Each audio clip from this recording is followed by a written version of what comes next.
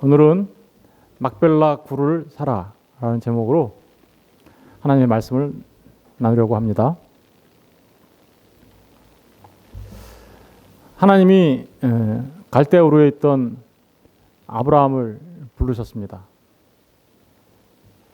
그리고 아브라함에게 두 가지 축복을 약속하시죠. 그 첫 번째 축복은 땅에 관한 것이고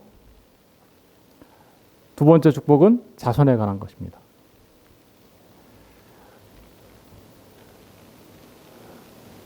아브라함이 하나님께서 지시할 땅으로 갔습니다. 그 땅에서 정말 하나님께서 약속을 지키셔서 자손을 주셨습니다. 그죠? 그 자손 아들의 이름은 그래서 누구예요? 이삭이죠. 사실은 이삭은 하나님께서 번제로 하나님 앞에 드리라고 해서 죽을 줄 알았습니다. 그런데 하나님께서 100세 때 주신 그 아브라함의 아들 이삭을 어린 양, 순양으로 대신하여 살리시고, 그죠? 아브라함에게 주시겠다고 하신 그 후손의 약속을 이루십니다. 그리고 수많은 열방들의 아버지가 될 거다라는 약속을 이루시는데 어떻게 이루십니까? 그렇죠.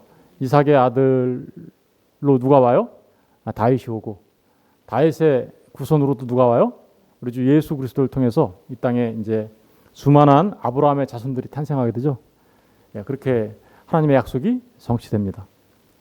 그런데 한 가지 궁금한 게 있어요. 하나님께서 아브라함에게 땅을 주시겠다고 약속하셨는데 오늘 이 본문에 보니까 이 아브라함의 아내 사라가 죽습니다. 몇 세 때 죽어요? 127세.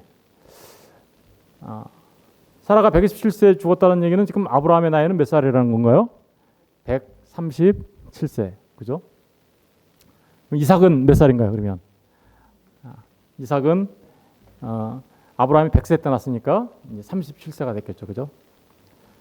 그때 사라가 죽는데 하나님께서는 아브라함에게 땅을 주시겠다고 약속을 하셨지만 사라가 죽을 때까지 아브라함은 땅 한 평이 없었습니다. 그죠?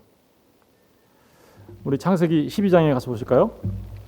하나님이 땅에 대해서 어떻게 약속하셨는지. 창세기 12장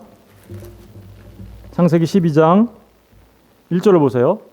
여호와께서 아브라함에게 이르시되 너는 너의 고향과 친척과 아버지의 집을 떠나 내가 내게 보여줄 땅으로 가라. 무슨 땅이에요? 보여줄 땅. 근데 보여줄 땅을 알지 못하고 갔죠. 그죠? 그리고 2절에 보니까 내가 너로 큰 민족을 이루고 내게 복을 주어 내 이름을 창대케 하리니 너는 복이 될지라. 그러니까 큰 민족을 주겠다는 얘기는 이제 후손에 관한 약속이고 땅에 관한 약속이 먼저 나왔죠. 그죠? 근데 이 땅에 관한 약속이 계속해서 반복됩니다. 12장 7절을 보세요. 여호와께서 아브라함에게 나타나 이르시되 내가 이 땅을 내 자손에게 주리라. 이 땅을 누구한테 준다고요? 내 자손에게 주리라 하신지라. 자기에게 나타나신 여호와께서 그가 그곳에서 제단을 쌓고. 13장에도 한번 가서 볼까요? 13장 14절을 보세요. 13장 14절. 롯이 아브라함을 떠난 후에 여호와께서 아브라함에게 이르시되 너는 눈을 들어 너 있는 곳에서 북쪽과 남쪽 그리고 동쪽과 서쪽을 바라보라.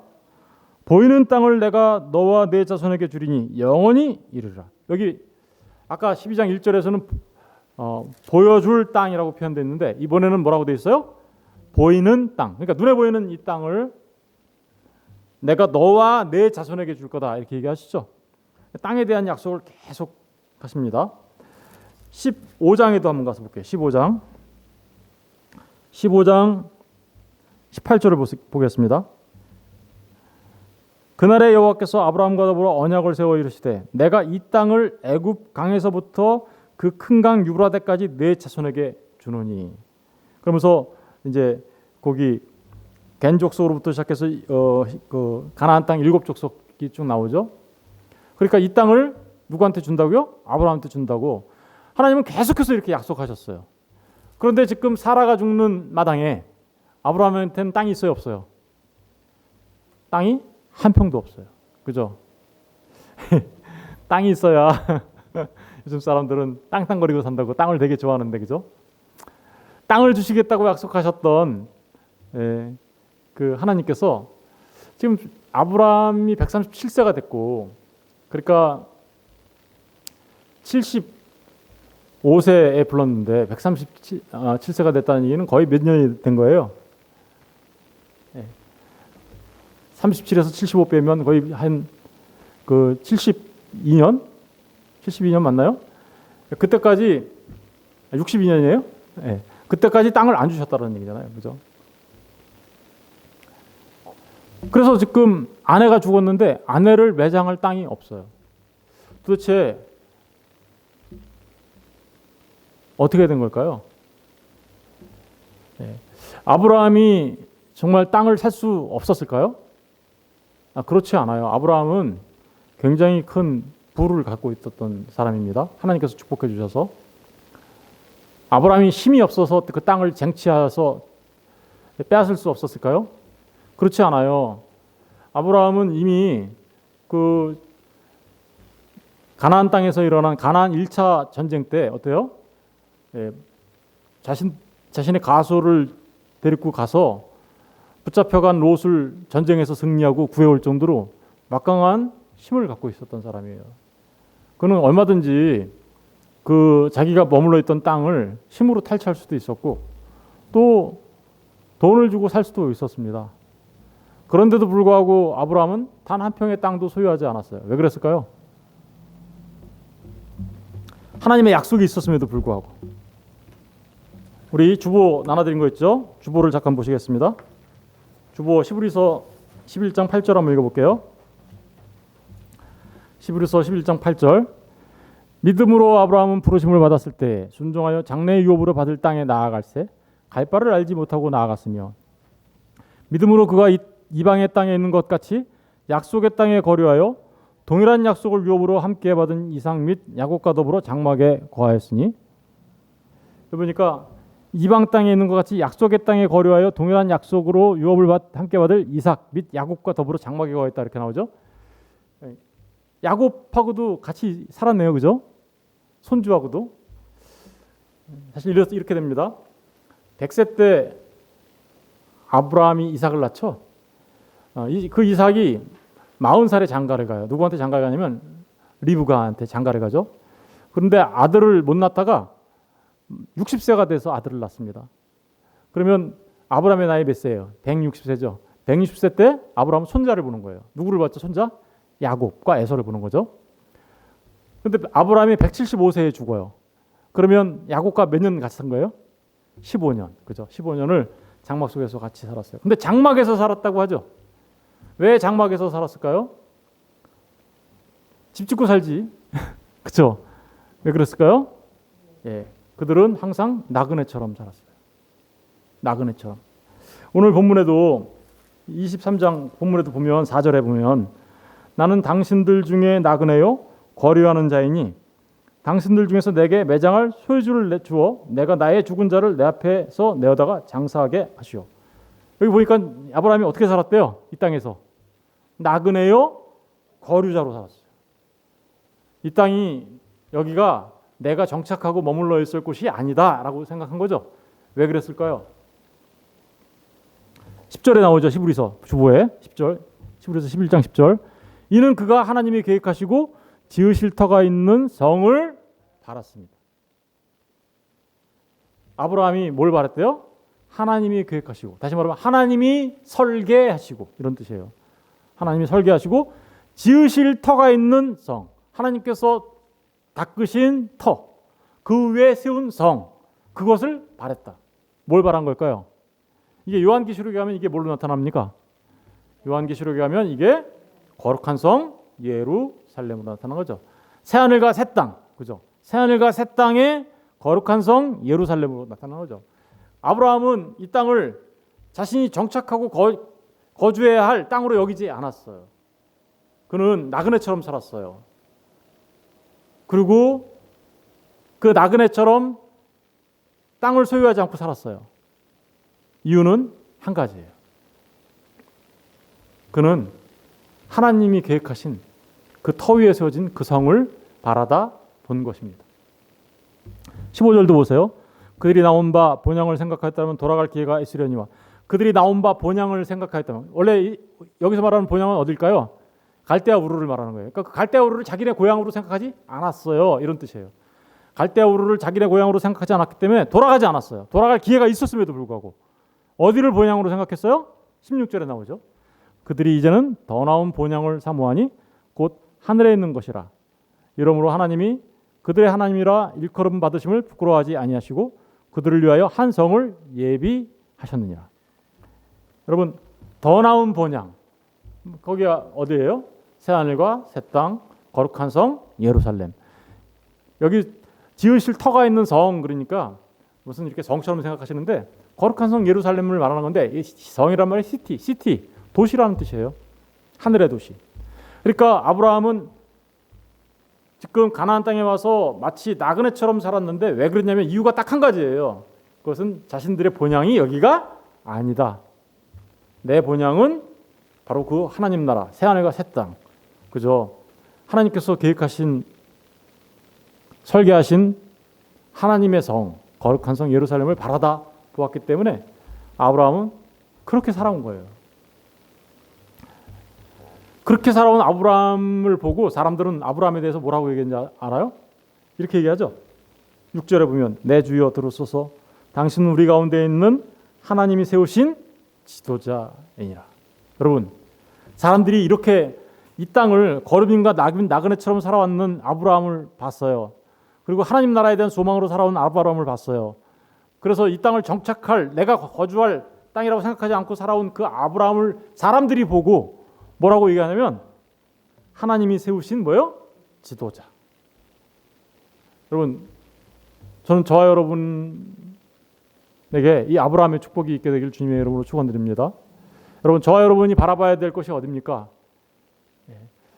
세상 사람들이 말하는 땅이 있어야 땅땅거린다고 그렇게 산다라고 하는 그런 마음으로 살아갈 것이 아니라 정말 그 새하늘과 새 땅을 바라보며 거룩한 성 예루살렘을 바라보면서 이 땅에 나그네로 살아갈 때에 세상 사람들은 비로소 우리에게 이렇게 얘기할 거예요. 저 사람은 정말 하나님을 믿는 사람이구나. 저 사람은 정말 하나님의 사람이구나. 라고 말할 겁니다. 여러분, 이 놀라운 축복이 저와 여러분에게 있게 되길 원합니다. 이런 아브라함, 땅 한 평 없는 아브라함, 그가 사라가 죽자 사라를 매장해야 될 땅을 사려고 합니다. 그죠? 사실 오늘 본문의 기사는 23장 전체는 간단하게 한 두 줄로 기록하면 돼요.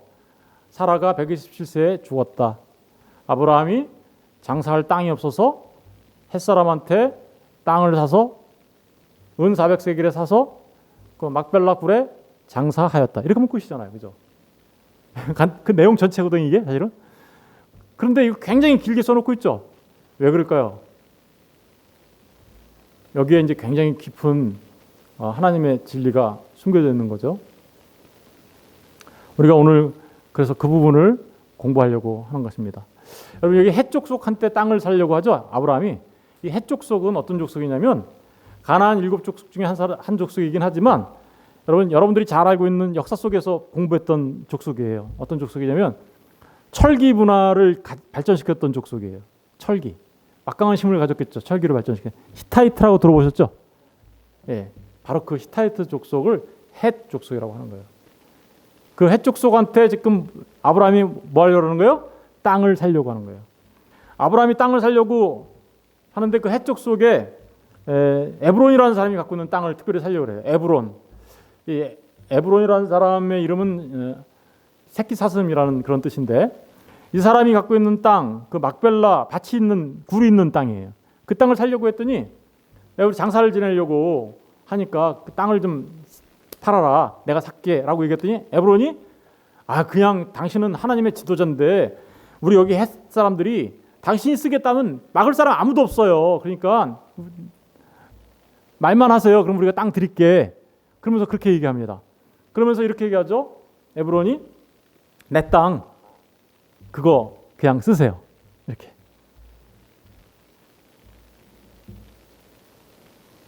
아브라함이 아주 겸손하게 얘기합니다. 7절 보세요. 아브라함이 일어나 그 땅 주민 헷 족속을 향하여 몸을 굽히고 그들에게 말하여 이르되 나로 나의 죽은 자를 내 앞에서 내어다가 장사하게 하는 일이 당신들의 뜻일진데 내 말을 듣고 나를 위하여 수알의 아들 에브론에게 구하여. 에브론한테 구했어요. 뭐라고 구했냐면 그가 그의 반머리에 있는 그의 막벨라 굴을 내게 주도록 하되 충분한 대가를 받고 그 굴을 내게 주어 당신들 중에서 매장할 소유지가 되게 하기를 원하노라. 그러니까 에브론이 갖고 있는 그 막벨라 굴 그거 나한테 팔면 내가 충분히 대가를 주고 살게요. 이렇게 얘기한 거예요.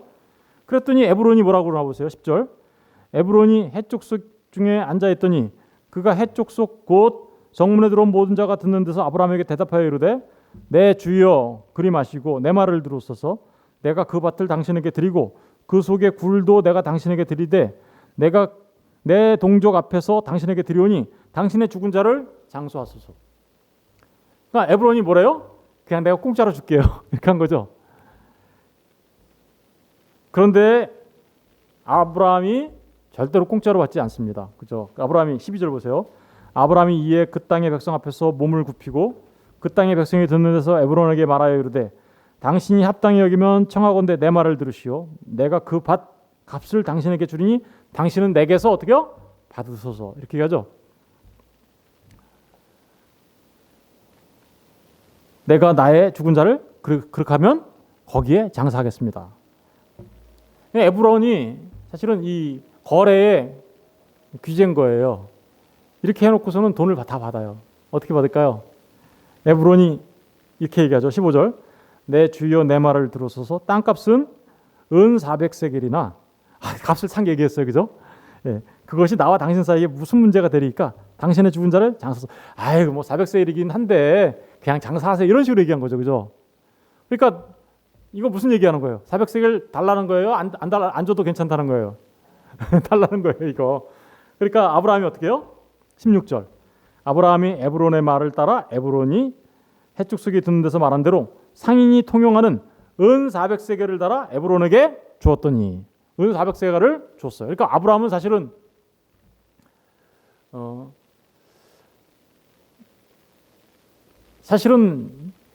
어떤 바가지 쓴 거예요. 한마디로. 왜 바가지 썼다라고 얘기할 수 있냐면요.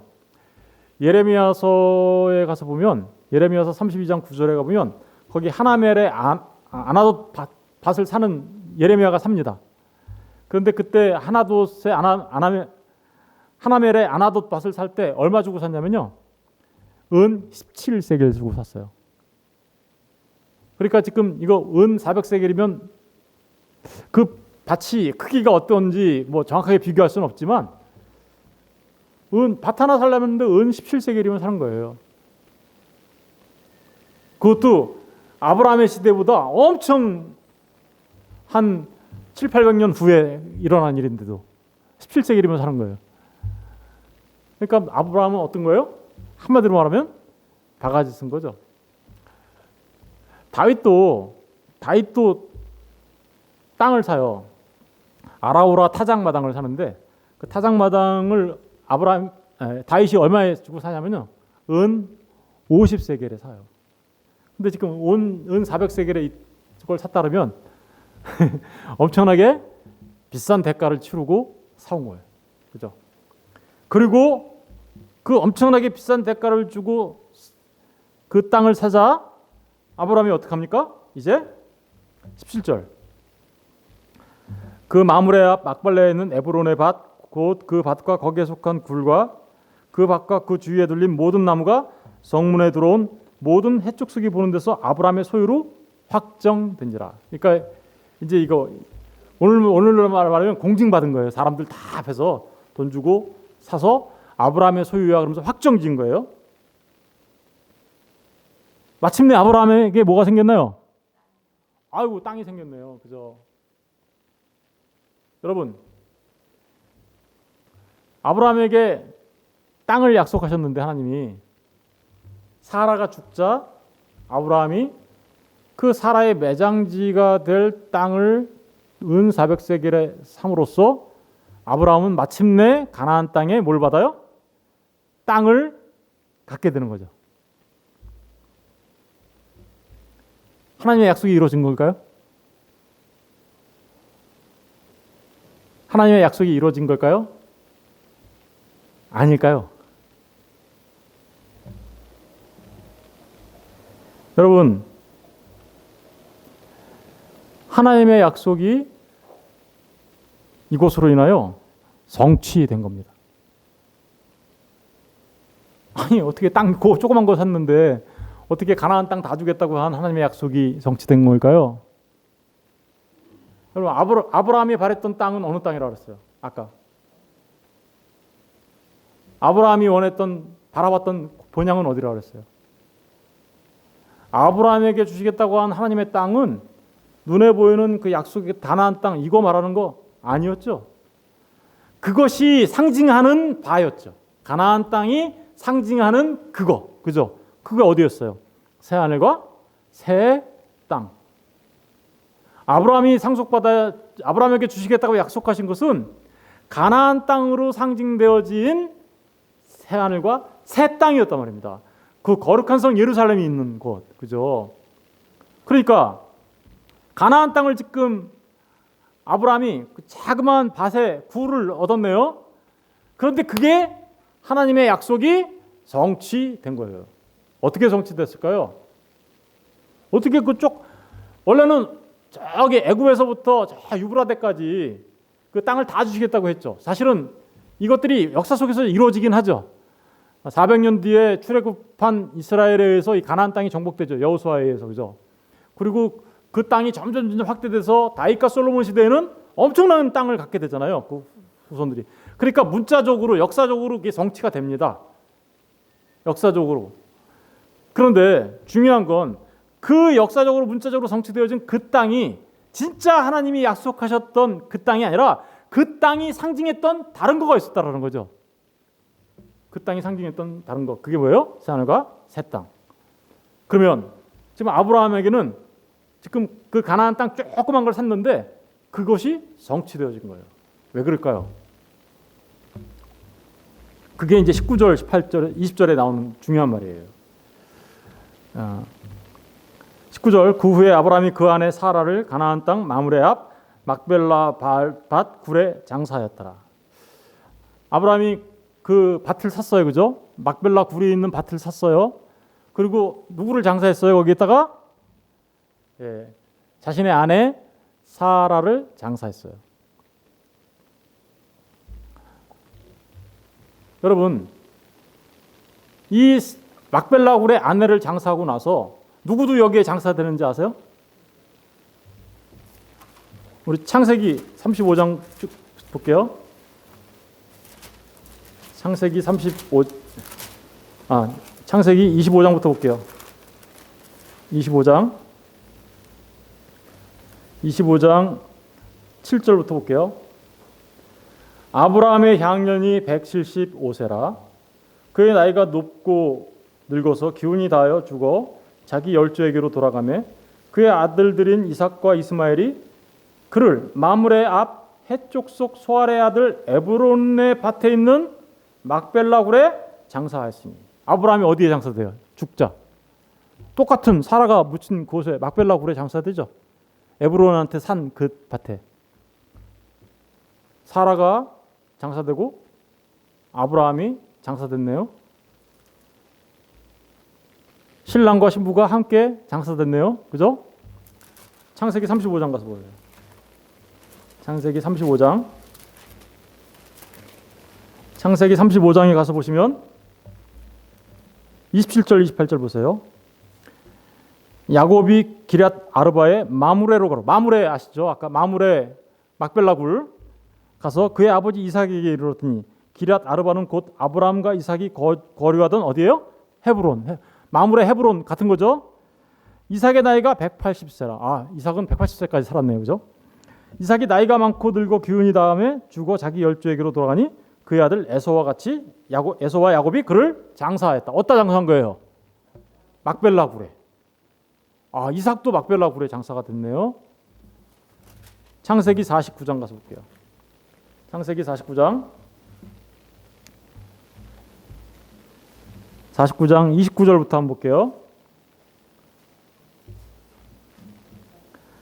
그가 그들에게 명하여 이르되 내가 내 조상에게로 돌아가리니 나를 햇사람 에브론의 밭에 있는 굴에 우리 선주와 함께 장사. 그가가 누굴까요? 야곱이 야곱이 말한 거예요. 지금 뭐라고 얘기하냐면 내가 내 조상에게로 돌아갈 건데 내가 내 조상한테 돌아갈 거야. 근데 나를 햇사람 에브론의 밭에 있는 굴, 에브론의 밭에 있는 굴이 무슨 굴이에요? 막벨라 굴. 다시 말하면 아브라함이 묻히고 사라가 묻히고 이삭이 묻힌 굴, 그죠? 그 굴에 야곱, 나도 거기다 장사해라고 얘기하는 거죠. 막벨라 앞에 있는 밭이라 아브라함이 햇사람의 에브론에게서 밭과 함께 사서 그의 매장지를 삼았으므로 누구누구 묻히나 잘 보세요. 거기 31절 아브라함과 그의 아내 사라가 거기에 장사되었고, 그죠?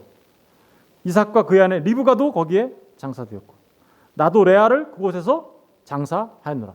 그러니까 보세요. 아브라함의 하나님, 이삭의 하나님, 야곱의 하나님이라고 우리는 알고 있죠. 그 아브라함, 이삭, 야곱이 전부 다 어디에 매장됩니까? 막벨라 굴에. 근데 그의 아내들도 어디에 매장됩니까? 아브라함의 아내 사라도 여기 막벨라 굴에, 이삭의 아내 리브가도 여기 막벨라 굴에, 야곱의 아내 누구도? 레아도 이 막벨라 굴에. 그죠? 여러분, 이 막벨라 굴은 그러니까 조상에게로 돌아갔다라는 얘기를 하고 있어요. 둘이서 짝이 되어서 죽죠. 매장되죠. 여기에 굉장히 중요한 의미들이 담겨 있겠죠. 먼저 이 막벨라라는 말의 의미를 먼저 생각해 봐야 돼요. 이 막벨라라는 말은 이런 말이에요. 이중. 그래서 사람들이 이 막벨라 굴을 이중 동굴이라고 생각해요. 왜 이중 동굴이라고 생각할까? 사람들이 여러 가지 견해를 냈어요. 아, 들어가는 입구가 이중으로 돼 있나 보다. 쌍으로. 이렇게 얘기하는 사람들도 있고 또 어떤 사람은 이렇게 생각하는 사람. 아니야. 들어가면 입구는 하나인데 들어가면 안에 동굴이 두 개가 있는 거야. 이렇게. 네? 그래서 이중 동굴인가 봐. 어떤 사람들은 이렇게 얘기해요. 아니야. 두 사람이 놓을 만한 자리가 있어서 그런 거지. 라고 얘기하면서. 근데 여러분, 여기서 말하는 이중이라는 의미는 그런 의미, 물론 그런 의미가 없는 건 아니겠지만 그런 의미를 갖고 있는 것이 아니라 더 중요한 의미를 갖고 있어요. 이것은 두 배, 쌍, 이런 의미를 갖고 있어요. 쌍으로 어떻게요? 들어갔다. 여러분, 지금 아브라함과 사라가 들어갔죠? 이삭과 리브가가 들어갔죠? 야곱과 레아가 들어갔죠? 이것은 쌍으로 연합하여 죽는 곳을 말하는 곳이에요. 연합하여 죽는 곳. 그런데 연합하여 죽는 동굴이 또 하나 있네요. 우리가 알고 있는 동굴. 무슨 동굴이 있나요? 여러분, 예수님이 십자가에 달려 죽으시고 장사된 곳이 어디예요? 굴이죠. 바위 굴이었죠. 동굴이었어요. 그 굴은 예수님 혼자만 들어간 것이 아닙니다. 누구도 들어갔어요. 예수님의 신부된 사람들이 전부 다 들어갔어요. 싹 다. 예수님의 신부가 누구예요? 교회. 예수님의 신부 누구냐고요? 교회. 교회가 예수님과 함께 짝이 되어 같이 묻힙니다. 그리고 그곳에 묻혔던 예수님이 부활하시죠? 그러면 같이 묻혔던 그들이 어디로 나와요? 같이 부활해서 나오죠? 죽었던 그들이 다시 살아나는 거죠. 막벨라 굴은 바로 그런 곳이었어요. 우리 로마서 6장을 잠깐 가서 볼게요. 로마서 6장. 여기 이렇게 표시해 놓으시고 로마서 6장 가서 볼게요. 로마서 6장 5절과 6절을 한번 볼게요. 신약성경 246페이지.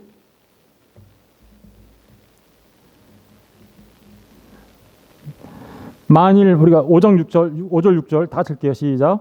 만일 우리가 그의 죽으심과 같은 모양으로 연합한 자가 되었으면, 여기 보니까 그의 죽으심과 같은 모양으로 어떻게요? 연합한 자가 되었다라고 그러죠. 이건 뭐예요? 예수님과 함께 죽었다.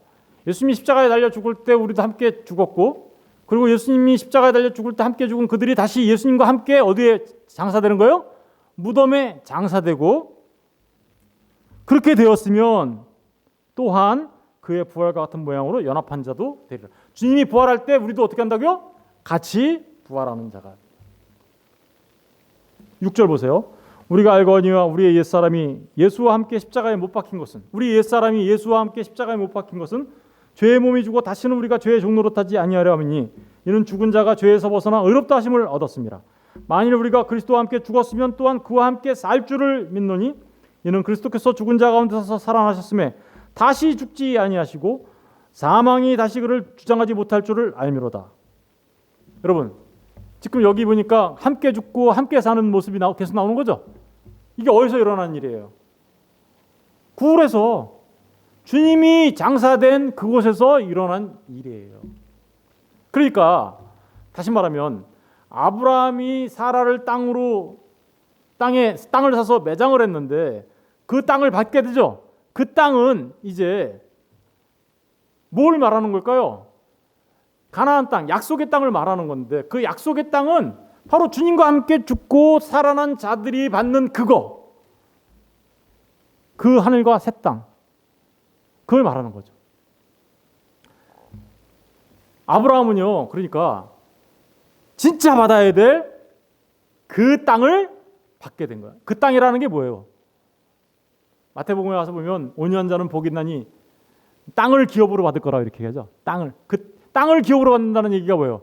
그 하나님 나라를 상속받게 될 거야라는 말이잖아요. 그러니까 아브라함이 막벨라 굴을 사서 거기에 매장됐다라는 얘기는 그들이 바로 그 하나님 나라를, 그 약속의 땅을, 진짜 땅을 상속받았다라는 뜻인 거예요. 다시 말하면 약속이 어떻게 됐어요? 그러니까 성취된 것이죠. 이게 바로 막벨라 굴에 담겨져 있는 말의 의미입니다. 여러분, 막벨라 굴이 있는 곳이 거기가 뭐래요? 마므레라 그러죠? 이 마므레라는 말은 이런 말이에요. 마므레라는 말은 강한 자, 힘 이런 걸 말하는데 그 말을 뜻을 찾아가 보면 어떤 의미가 담겨져 있냐면 마라라는 말이에요. 마라가 무슨 뜻이에요? 쓰다 이런 말이 뜻이죠. 쓴물, 마라. 그 쓴 곳이죠. 거기에 죽음이 있었으니까. 그런데 거기에 헤브론은 무슨 뜻이라고 했어요? 헤브론은 연합 이런 뜻이에요. 연합, 하나가 되다. 보세요. 예수님과 함께 마라가 되어 십자가에 달려 죽고 그리고 하나 연합해서 함께 살아나면 그게 바로 곧 약속의 땅을 상속받게 되는 거야 라는 말에 의미가 담겨져 있는 거예요.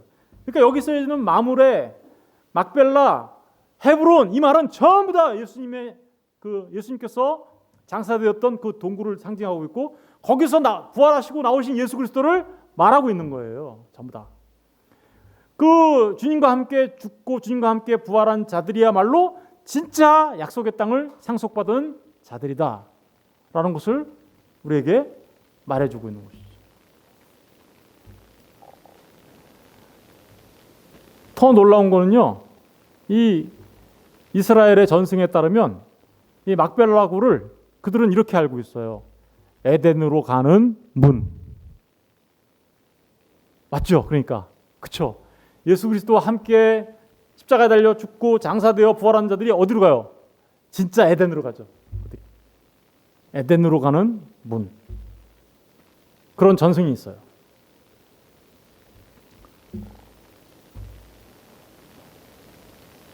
더 놀라운 거는요, 그 동굴, 매장하다라는 말이 무슨 말이냐면 카바르라고 해요. 매장하다. 카바르라는 말의 의미가 무슨 뜻이냐면요, 매장하다라는 말인데 그 매장의 의미가 어떤 의미가 담겨져 있냐면 이런 의미가 담겨져 있어요. 무너뜨리고 다시 세운 집에서 나온 머리, 이런 뜻. 어떻게요? 다시 한번.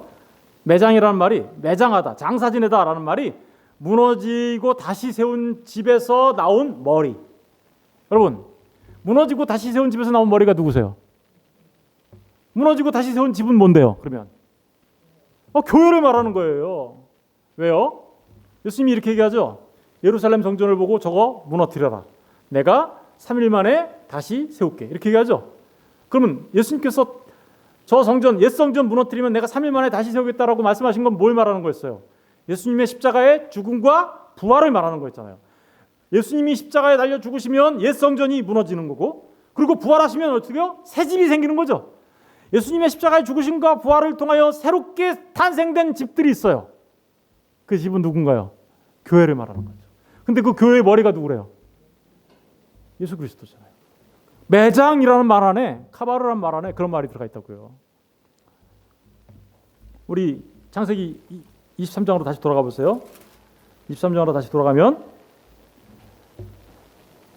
19절, 그 후에 아브라함이 그 안에 사례를 가나안 땅 마므레 얘기했고요. 막벨라 얘기했고요. 밭 굴에 장사했다. 장사가 바로 뭐예요? 매장이라는 말이에요. 그 말이 장사가. 그러니까 이 장사되었다니까 어떤 일이 벌어진 거예요? 지금 예? 옛 집이 무너지고 새 집이 돼요.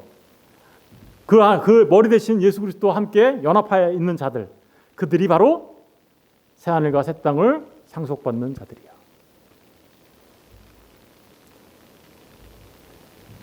더 놀라운 건, 여러분 잘 생각해 보세요. 아브라함이 들어간 그곳에 누구도 들어갔어요? 이삭도 들어갔어요.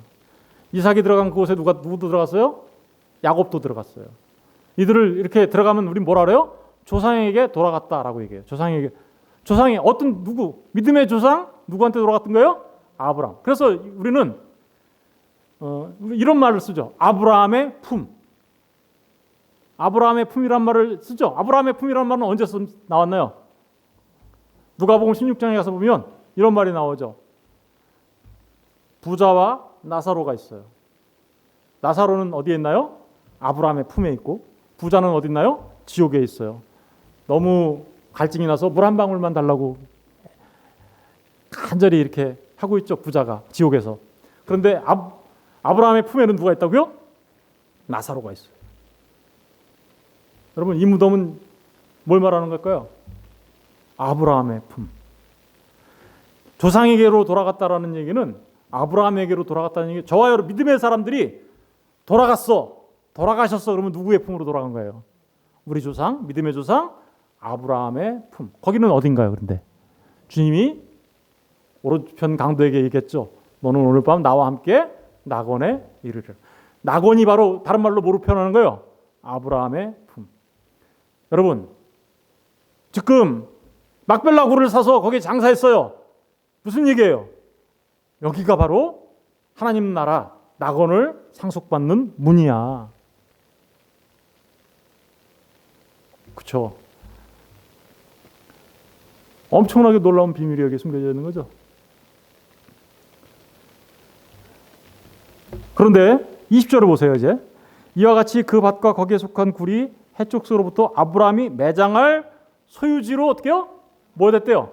확정되었다. 매장이라는 말은 아까 카바로 말했어요. 이제 장사라는 말과 같은 말이에요. 그런데 매장할 그 소유지로 어떻게요? 확정되었다 이런 얘기죠.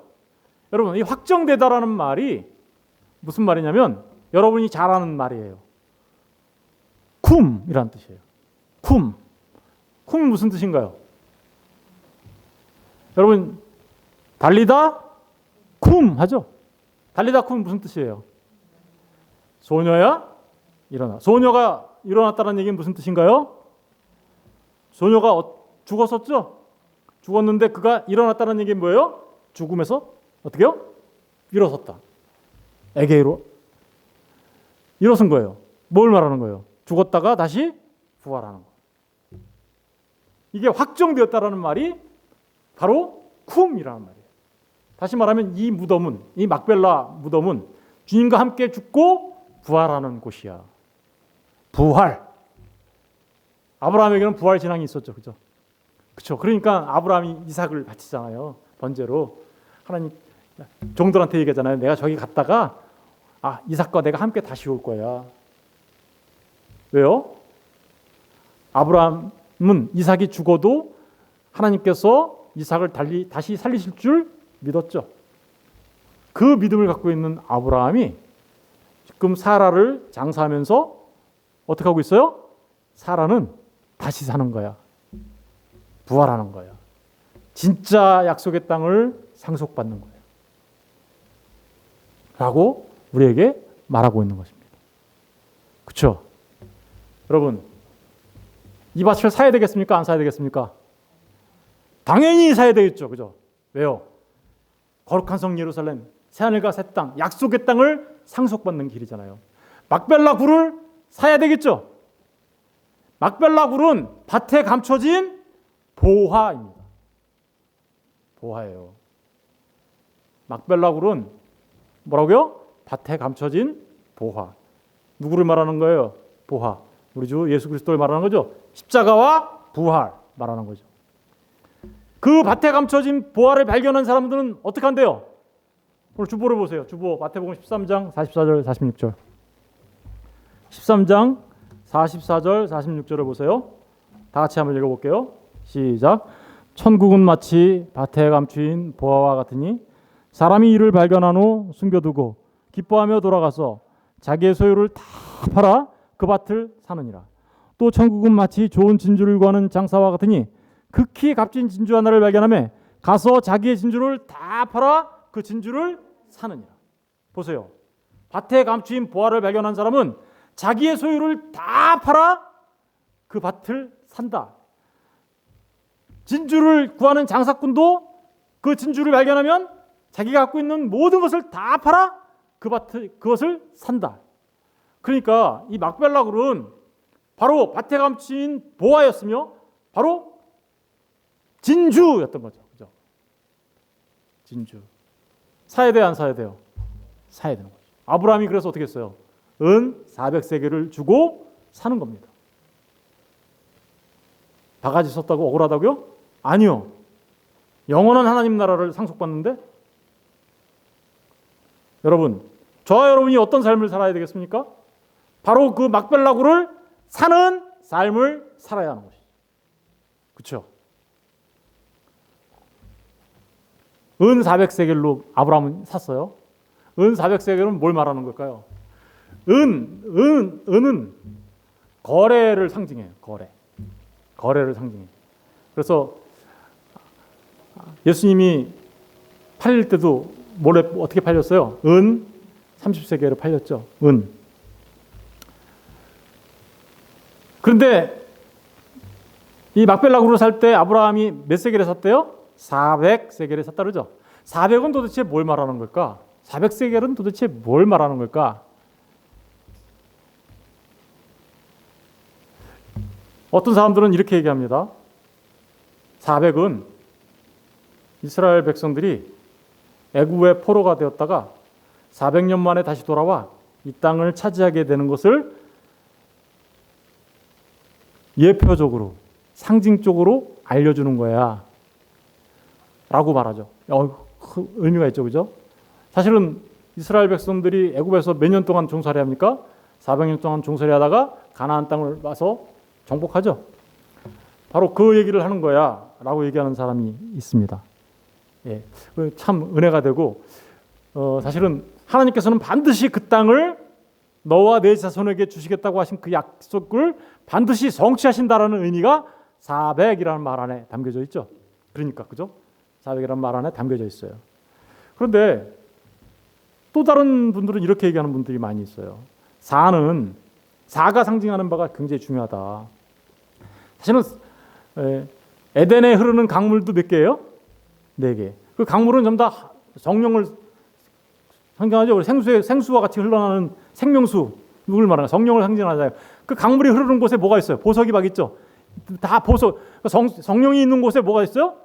하나님의 백성들, 성도들이 있다는 걸 말하는 거예요. 보석들. 거룩한 성 예루살렘이 다 보석으로 돼 있잖아요. 그래서 그걸 말하는 거예요.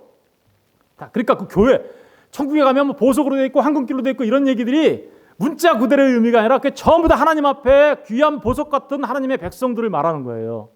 성령 하나님의 생명수가 흘러서 탄생되어진. 그런데 그 넷이라는 게 4개의 강을 말하기도 하고 4방을 말하기도 해요. 4개의 바람이 막 불어오죠. 사방에서. 그죠? 4개의 눈을 말하기도 하고 4개의 날개를 말하기도 하고 4개의 생물을 말하기도 해요. 성경에서. 여러 가지 의미로 말을 해요. 그런데 진짜 중요한 의미가 하나 있어요. 여러분, 무너지고 다시 세운 그 집에서 나오신 머리 되신 분을 기록하고 있는 게 뭔가요? 무너지고 다시 세워진 그 집, 하나님의 성전, 내 머리가 되신 분을 자세히 기록해서 우리에게 주고 있는 게 뭐예요? 사복음서죠. 넷. 이 사복음서를 가지고, 이 사복음서는 뭐냐면 예수님이 우리에게 준 사랑의 편지예요. 한마디로 말하면 생명의 편지예요. 왜요? 사복음서가 누구를 다 기록하고 있어요? 예수 그리스도를 기록하고 있어요. 이 예수 그리스도를 기록하여서 우리한테 주셨죠. 사복음서를. 그것을 가지고 어떻게 하라는 거예요? 막벨라굴을 사, 이렇게 얘기하는 거죠. 다시 말하면 하나님의 말씀을 네가 깨달아 알아야 막벨라굴 살 수 있어. 여러분, 사복음서를 모르니까 어떻게 했어요? 사복음서에 나오는 예수 그리스도를 사람들이 막 전한 내용이 뭐예요? 그게 사도행전이에요. 네? 그리고 그 사복음서를 막 전할 때 사람들이 못 알아먹어. 그래서 다시 알아먹을 수 있도록 써준 게 뭐예요? 그게 로마서, 고린도 전후서, 에베소서, 골로새서 이런 등 서신서들이에요.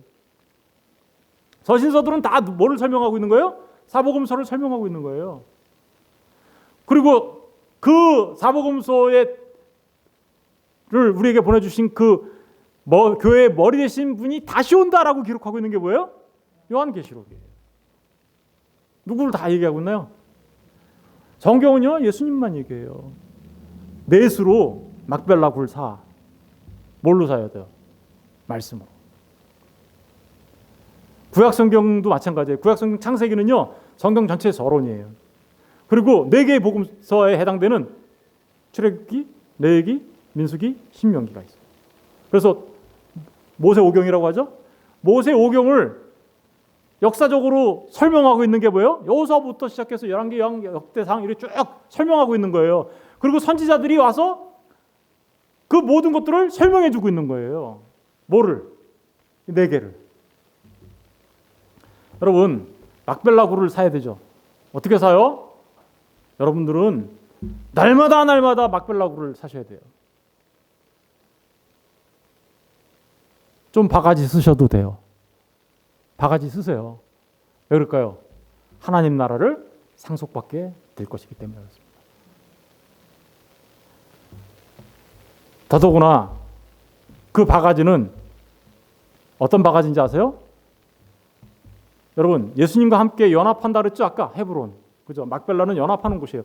신랑과 신부가 함께 죽고 함께 사는 곳이에요. 그러면 진리 대신 예수 그리스도와 내가 둘이 하나가 되려면 어떻게 돼요? 나는 없어지고 예수로만 사는 거예요. 그래서 자기를 부인하고 자기 십자가를 지고 나를 따르라고 하신 그 말씀이 바로 막벨라굴을 사는 거예요. 내가 부인될 때. 그죠? 세례 요한이 이렇게 했죠. 그는 흥해되고 나는 쇠해야 할 것이다. 아직도 자기가 살아있어서, 아직도 살아있으면, 옛사람으로 아직 살아있으면 그런 온전하게 그리스도 예수와 연합할 수 없어요. 그래서 날마다 사도 바울은 그래서 뭐라고요? 나는 날마다 죽노라 라고 얘기하는 거예요. 날마다 죽노라. 날마다 내가 죽는 삶. 그 삶을 통하여 예수 그리스도와 온전하게 하나 되는 삶. 죄에 대하여 죽고 생명에 대하여 사는 삶. 그 삶이 바로 막벨라굴을 사는 삶입니다. 그렇게 사는 사람들만이 그 막벨라굴, 에덴으로 가는 문을 통과하여 마침내 새하늘과 새 땅, 그 거룩한 성 예루살렘이 되는 것이죠. 교회가 되는 것이죠. 예수님의 신랑 되신 예수님의 신부로, 그죠? 하나가 되어 있는 거죠. 이걸 구원이라고 하고요.